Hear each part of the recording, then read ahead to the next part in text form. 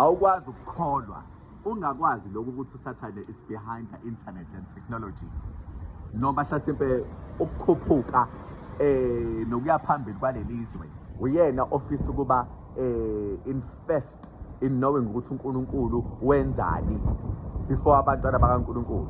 So behind the internet obviously there are abantu ababizwa kuthiwa ama-elite abantu abakhulu. Behind the technology there are abantu ababizwa kuthiwa ama-elite abantu abakhulu, and obviously usathane would choose for himself abantu abanjalo abakhohlise ukuze ezohlala in charge or in control to know ukuthi abantwana baNkulunkulu what they are up to. Yabona namhlanje ngizokhuluma ngento onqamla juqu, ngizokhuluma ngokuthi usathane is really behind the internet. Why amakholwa amaningi both abesilisa nabesifazane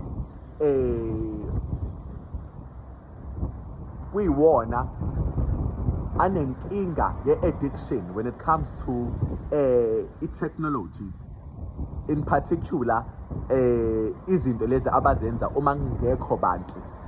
So usathane ngale nkathi ubambile ifoni yakho uyakwazi ukubona ukuthi ifoni yakho uchitha isikhathi singanani kuyona, uyakwazi ukubona ukuthi imaphi ama-websites ojwayele ukuya kuwona, and labantu laba bayakwazi ukukuvezela lezi zinto lezi ofuna wena ukuthi uyibone. Ngizokuvezela la into ethanda ukuba easy. Uma ngabe uspenda isikhathi kwi-site ethize uzobona ngabe sebekutshena ukuthi now it's the time, ama-message azopop up. Uma ngabe hlasimpe ujwayele ukuposta nokwenza izinto bazokutshena ukuthi hayi engathi uposte kancane kulesi sikhathi, they are trying ukuthi bethi get a grab of you ukuze ungabusalahleka, ungabusayeki ukwenza lento oyenzayo ngoba ngale nkathi uyenza bona they are gaining more. So usathane is behind all of that, which is why we end up giving uNkulunkulu isikhathi esincane and giving ezinye izinto isikhathi esiningi. Baningi abantu la who are busy scrolling and watching ama-video nezinto ey'phostwa abantu, not really reading the Bible. And siyazi ukuthi iBhayibheli uma ngabe ulifunda liyakusiza, liyakukhokhela umqondo wakho, liyawuxotsha lo moya osuke phakathi kwena ngaleso sikhathi, and that moment usuke investa uNkulunkulu. Sometimes uma ngabe uthanda iy'moto, uthanda amafoni, uthanda nje anything that is technology, usathane uyakubuka ukuthi oh ngizombamba la, and then umqondo wakho masiyawuthwebula ukuze awusebenzise. Kunabantu nje la ukuthi uma kuqhuma isibhamu ebusuku bengakwazi ukulala kahle ngoba unemoto laphana eya 1 million noma ya 2 million noma nje imoto ebizayo. Kunomuntu la uma kwenziwa ama-break in kweminye imizi naye asaba ukuthi iy'mpahla zakhe ezinhle zizontshontshwa. Kunomuntu la ophatha ifoni ngesandla ya 42,000 or 30,000. Lo muntu lo as much as eyiphethe le phone uyayithanda ngoba i-technology. Usathane uma ekhiqiza noma uma eletha into entsha usuke azi kahle ukuthi bangakanani ofuna abenze igqila for himself. For example, uma ekhiqiza iy'moto ezintsha noma amafoni amasha uyazi ukuthi bangakanani azobawisa kuNkulunkulu, laba bathanda izinto abazothi okay it's fine, I'm gonna do this for the sake of having that. So i-trade esuke yenziwa, you are trading yourself for into yakhe. I remember nje ukuthi he tried it with Jesus. Wathi uma ngase uwe ngonyawo phansi ungikhothame nje kanye, lamandla omhlaba nalembuso oyibonayo konke ngabo kwakho. He offered to share power with Jesus, the Lord of Lords, the Creator. Just imagine ingilosi ifuna ukubusa kanye noNkulunkulu. So ngizama ukukuvezela ukuthi la usathane uma behind the internet uzama ukuthi know everything. Yes, izinto eziningi uyazazi, uyazi ukuthi ushort ngani right now, uyazi ukuthi uthatha-ke right now, uyazi ukuthi yiphi addiction yakho, uyazazi izinto ey'ningi. Ngobani uma kuthiwa uyinkosi yalomhlaba, uJesu wake washo wathi inkosi yanomhlaba noma inkosana yalomhlaba ayinayo into engayisebenzisa against mina, yi-innocence.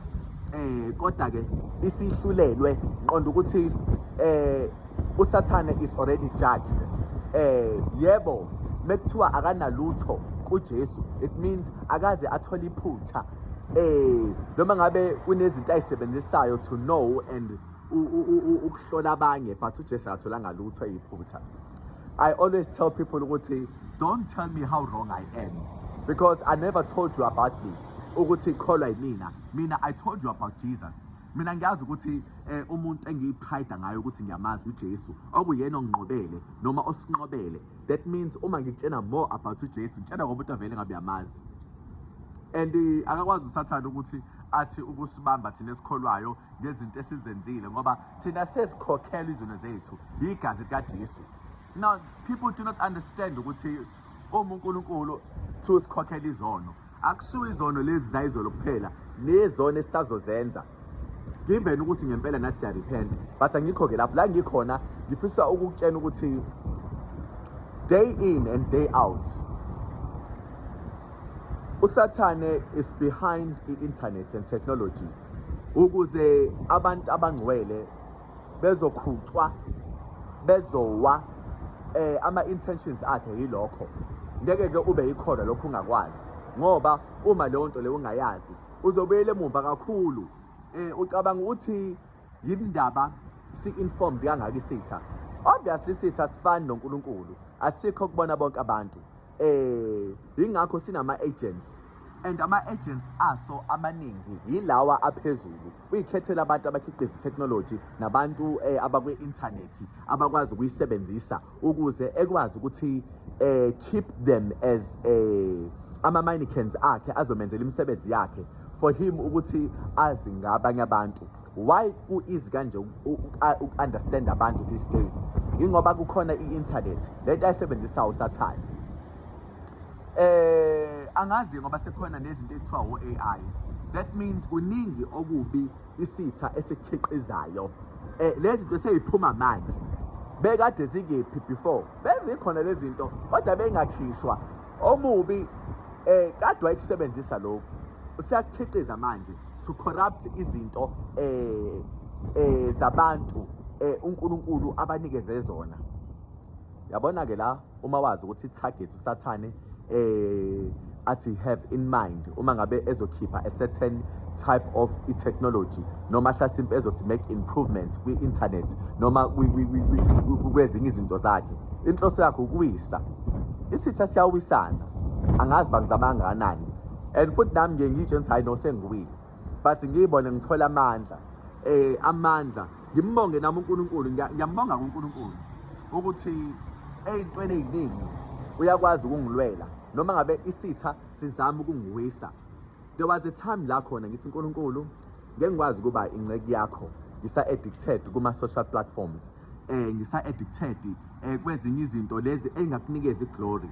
Ngicela wena uNkulunkulu ukuthi take charge. uNkulunkulu wangifundisa ukuthi yes, you can be in social platforms, but you can take charge and control i-direction yalezi zinto lezi. Which is why today ningibona ke ngi-uploada lama video, ngiyakhiqiza lama video ngoba baningi abantu abanjengami abankulunkulu omubi azama ukubakhipha busy ukuze bengakwazi ukufunda iBhayibheli, bengakwazi ukuthi bethi give their time kuNkulunkulu. So the time you spend really ukhuluma ngoNkulunkulu isona sikhathi lesi esikwenza unqobe ngoba uNkulunkulu makhuluma naye ufika kubuka ukuthi okay i-battery yakhe ingakanani, akubona ukuthi okay othi udinga lokho kumina. uNkulunkulu ke i-character yakhe ihlezi ukugcwalisa, i-character kaNkulunkulu le ukugcwalisa, ukusiza, ukunakekela, ukunikeza uthando, ungakukhumbuza imumva lakho but ukugonetha. That is God and it doesn't give up kuyena, akashintshi ngalokho. So if you will use the little bit of time you get ukunikeza uNkulunkulu lodumo, uNkulunkulu uyakwazi ukuthi akise phambili. we are dealing with umuntu osomaqhinga osebenzisa the same internet to spread amanga akhe, ngoba vele uNkulunkulu wawamanga. Mekhuluma amanga ukhuluma okwakhe. So ingakho kumele uwazi njengomuntu okholwayo ukuthi uSathane is behind the internet and technology for one single purpose, to bring down the sons of God. Uma wena umntwana kaNkulunkulu being attached kulezi zinto lezi uzoba nenkinga. Yazi mina ngeke ngaba nezinto ezinhle senginazo manje eziningi futhi ngaqala. Lezi zinto ngangi-attached kuzona in such a way ukuthi ngangenayo ipeace nabantu left and right babeyithanda izinto ebenginazo, abanye bengithandela zona. There was a time I said no, I want the peace. Nkulunkulu take out lezi zinto enginazo. Ngifuna labantu abasempilweni nami bephume besuke. I want to break free because ngangi-attached lezi zinto ngiyilwela ukuze ihlale. Kodwa ngithe uNkulunkulu esengakhe kabusha waphinda futhi wangibuyisela lezi zinto. Manje angisayilweli. Into oyithole ngesandla sokudla uNkulunkulu uyakulwela ukuthi ingakulahlekeli. Karala Boshiyanda ngeke ngisho ixabiso ngiphatha ifoni, kodwa manje le phone le uma ubuka ixabiso layo likhulu, but ayikho lonto emqondweni wami ukuthi ngiphatha ifoni nexabiso elikhulu noma nginezinto eziningi futhi enexabiso elikhulu. Kulabantu ke aba-attached uSathane, abafaka udobo, labantu laba abakwazi ukuthi disconnect into abanazo, bacabanga ngazo day in and day out. Iyona ke into uSathane ayifunayo leyo nto leyo, akubamba ngayo. Ucabanga ukuthi indaba uNkulunkulu aqale esikhulule kuqala before asiphe lezi zinto. Ingoba uSathane masefuna ukukunyakazisa, uthatha lezi zinto lezo onazo. Uma eyithatha uyazi ukuthi ukholo lwakho lizophela. Kodwa awukubheka uNkulunkulu, usenza sifane noJobe. As much as emphuca wonke uJobe, uNkulunkulu wambuyisela ngoba wathembeka uJobe uNkulunkulu. So which is why today uSathane abanye babambile. Wahamba lamamiliyoni ngiyakuphuca, wahamba le moto ngiyakuphuca, wahamba lo muzi ngiyakuphuca, wahamba lolu dumo ngiyakuphuca, wahamba nama connections ngiyakuphuca. Abantu bafuna ukuya kuNkulunkulu kumlandela kodwa bakwazi kumlandela uNkulunkulu ngenxa yalezi zinto. Ilento uJesu ayisho, imbewu eyamila yaminyaniswa ameva, lo mbewu ke ayikhuli kahle. Kukhona abantu abambona uNkulunkulu kodwa bangakwazi ukukhula uNkulunkulu ngoba bayafuna ne success, bayafuna nokuya phambili. In Jesus' name, amen.